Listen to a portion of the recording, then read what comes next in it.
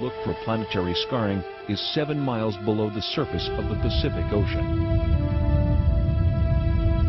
When in the heights heavens had not been named, and below earth had not been called, naught but primordial Apsu, their begetter, Mamu, and Tiamat, she who bore them all. Their waters were mingled together. 2 planets mingled together. The biblical passage of Genesis reads, In the beginning God created the heaven and the earth. And the earth was without form and void, and darkness was upon the face of the deep. And the Spirit of God moved upon the face of the waters. And God said, Let there be light. And there was light. If we apply the knowledge of the Mesopotamian text to the biblical text, the correct reading of the book of Genesis emerges, especially in relation to waters. And Elohim said, Let there be a firmament in the midst of the waters, and let it divide the waters from the waters. And Elohim made the firmament, dividing the waters which are under the firmament from the waters above the firmament.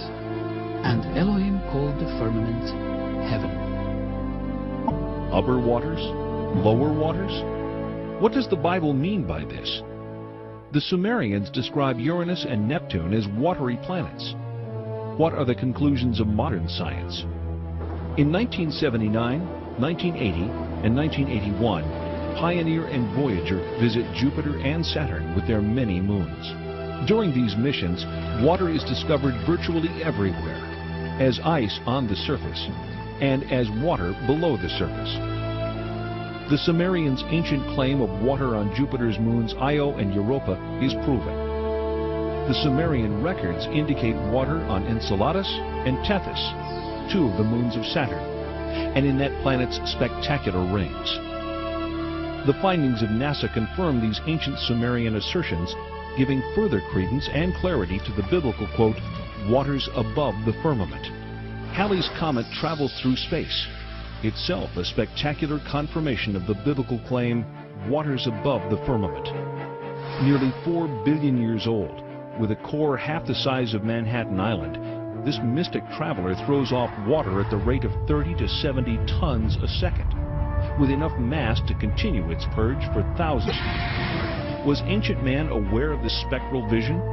The unusual celestial object, reported in Babylonian texts to have been seen in the year 164 BC, is believed to have been Halley's Comet.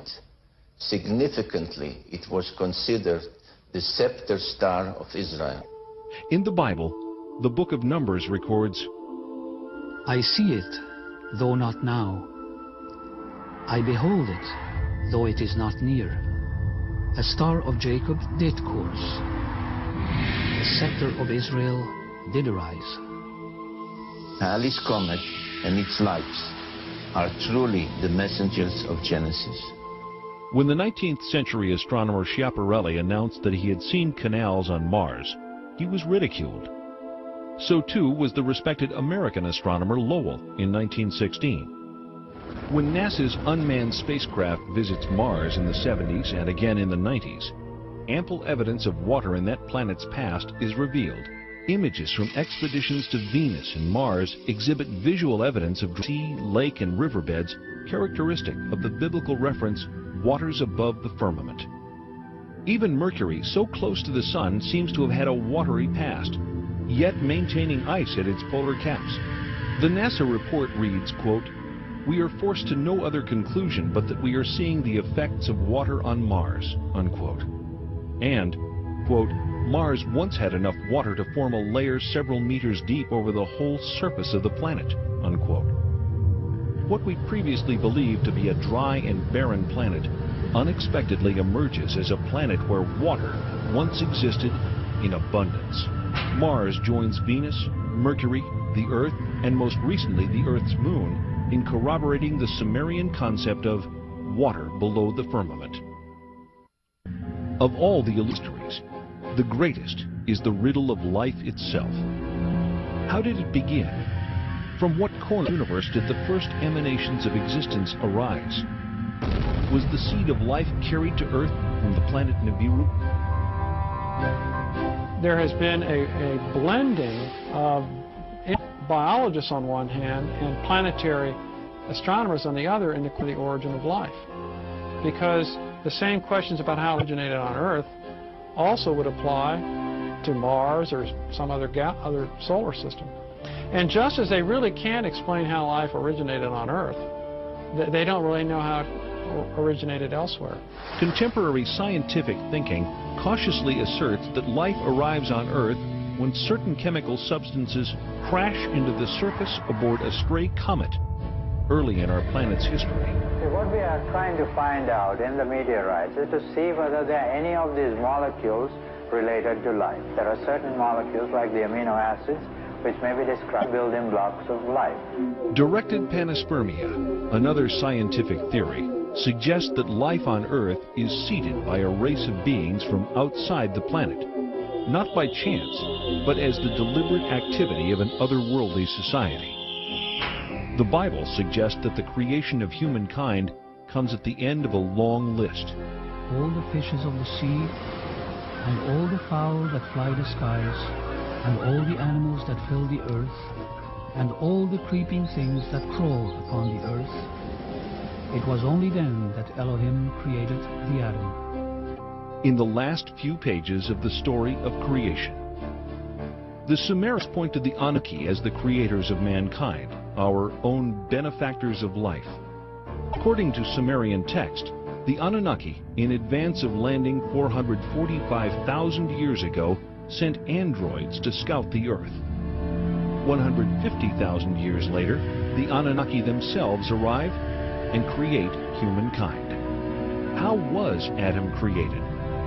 According to the Sumerians, it was by genetic engineering, fertilization in vitro, in a glass tube, as depicted in this cylinder seal rendering. Adam was the first test tube baby. In Genesis chapter 1, verse 26, the Bible reads, Let us make the Adam in our image and likeness.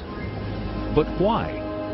Sumerian documentation suggests the Anunnaki create humanity to assist in mining African gold that they need to save the dwindling atmosphere of their home planet, Nibiru.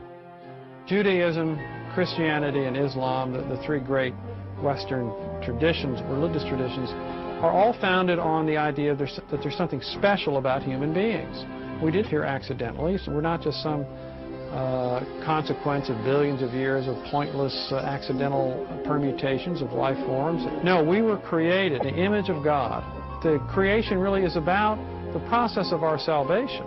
Now, what if it were the case that there were creatures both technologically more advanced than us, older than us in terms of their civilization, and maybe even more intelligent than us, and more spiritually advanced, if we could imagine that?